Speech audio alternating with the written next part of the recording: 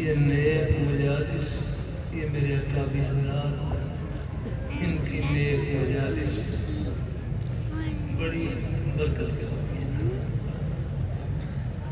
یہ ایک آدمی نہیں، یہ مسلسل، یہ بہاریں ہیں دین کی بہاریں، یہ مسلسل ہمارے اکابر حضرات، ہمارے شیوخ، ہمارے نیک اساتذہ کرام، ان کی محنتوں کا صدقہ ہے۔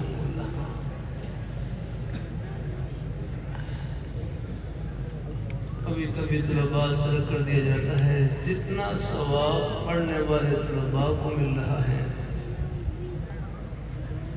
نیک اساتذہ کرام کو مل رہا ہے، اتنا ہی ثواب ان کی طرف محبت کی ایک نظر دیکھنے والے، ایک لقمہ خدمت کرنے والے سب برابر کے ثواب کو سمجھتا ہے۔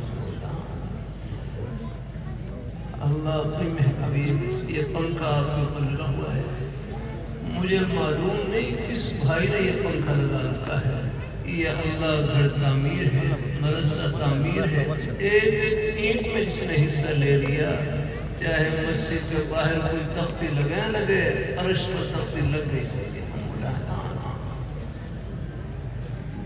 ایک حدیثی میں آتا ہے اذا مات الانسان انقطع عنه عمله الا من ثلاث صدقة جاریة او علم ينتفع به او ولد صالح يدعو له، کہ جب انسان فوت ہو جاتا ہے اس سے اس کے عمل کا سلسلہ منقطع ہو جاتا ہے، ختم ہو جاتا ہے، لیکن تین چیزیں ایسی ہیں موت کے بعد بھی ان کے اجر و ثواب کا سلسلہ جاری رہتا ہے۔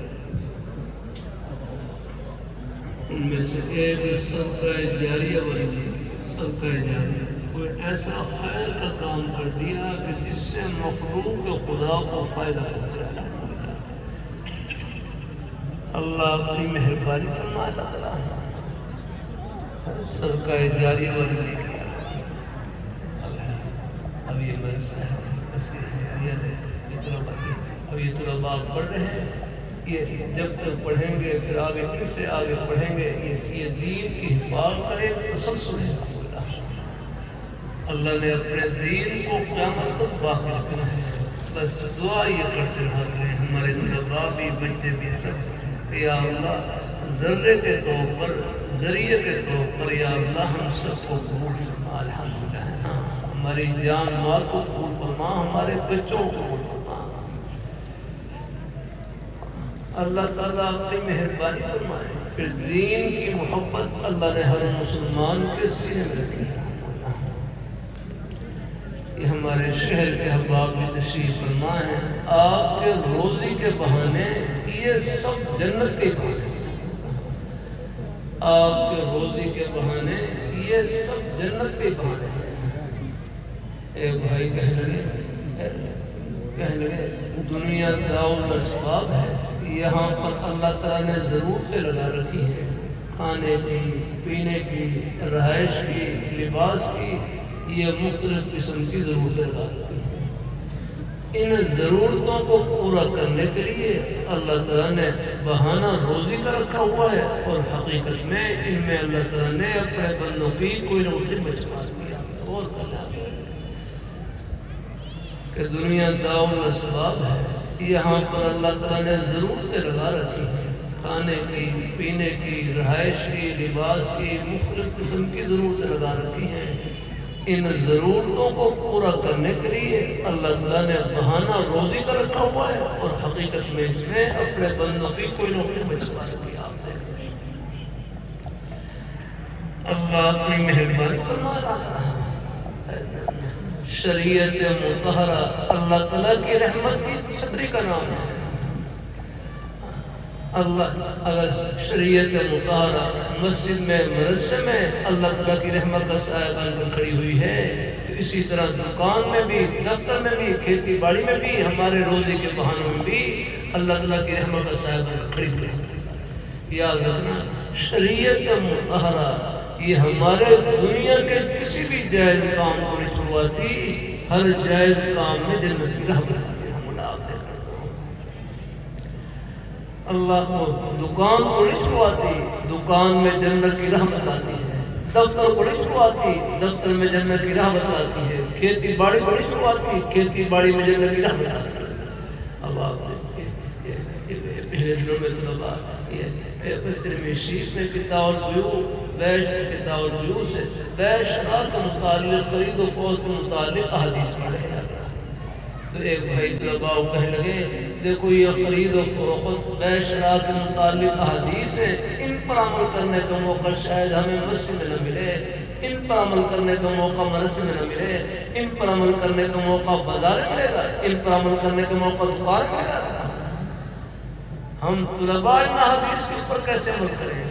ہمارے لیے عمل کا طریقہ یہ ہے کہ ان احادیث کو، ان فرامین کو اپنے بزرگوں تک پہنچائیں، ان بھائیوں تک پہنچائیں جو جن کی دکان ہے، کھیتی باڑی ہے اور جو کاروبار کر رہے ہیں، ان تک آپ پہنچائیں تاکہ ان کا کاروبار جنت کا کاروبار بنے۔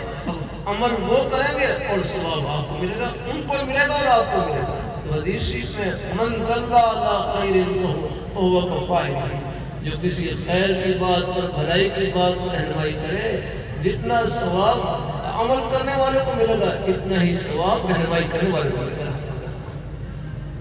اللہ اپنی بارگاہ میں، آپ دنیا دار نہیں دیندار ہیں۔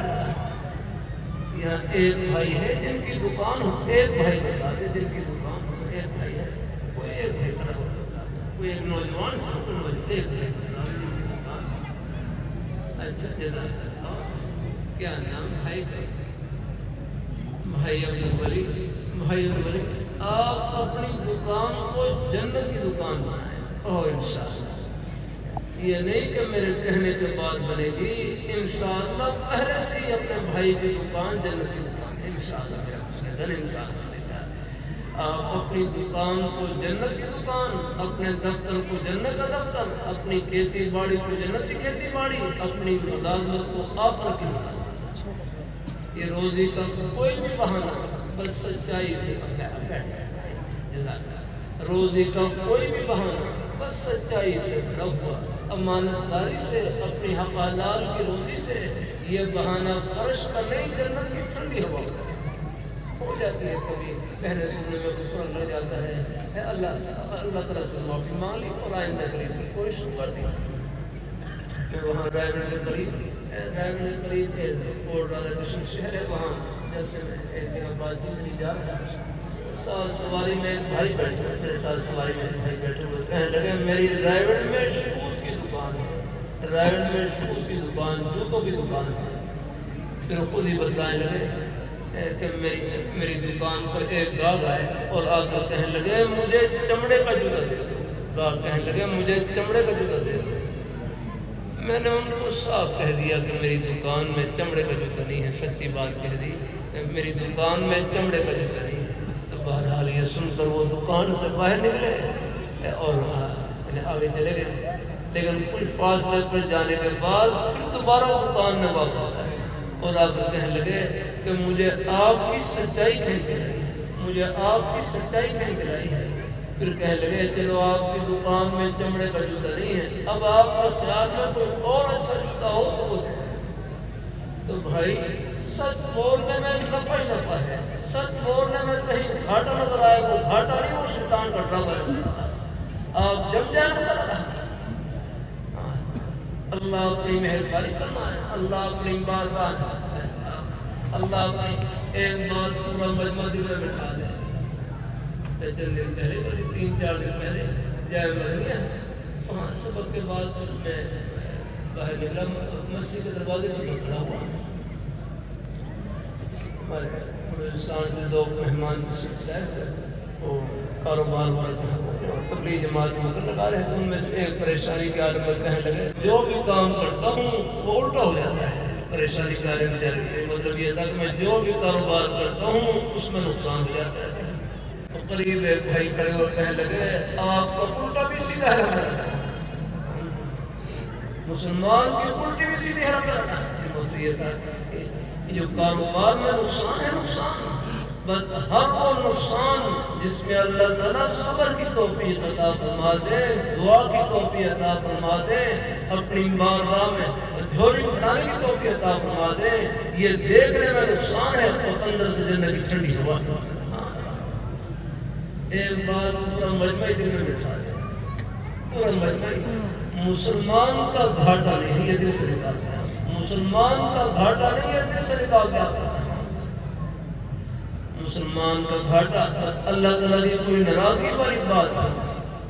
اللہ تعالیٰ کی ناراضگی والا کوئی کام نہ کرے وہ گھاٹے ہے. باقی جو کاروبار کا نقصان ہے یہ تو آخرت کے امتحان کا پرچہ ہے. خود اللہ بھی فرما رہے ہیں وَلَنَبْلُوَنَّكُمْ بِشَيْءٍ مِّنَ الْخَوْفِ وَالْجُوعِ وَنَقْصٍ مِّنَ الْأَمْوَالِ وَالْأَنفُسِ وَالثَّمَرَاتِ وَبَشِّرِ الصَّابِرِينَ. وَلَنَبْلُوَنَّكُمْ شروع میں امتحان کا ذکر ہے, درمیان میں پرچے کا ذکر ہے اور آخر میں نتیجے کا ذکر ہے. آپ دیکھیں جو عرش کا امتحان ہے وہ ہمارے ایک انسان کے ساتھ سچائی کا امتحان ہے, امانتداری کا امتحان ہے. یہ ہماری زبان کا ایک اور امتحان سمجھ رہا ہے. اللہ اپنی بارگاہ میں قبول فرمائے.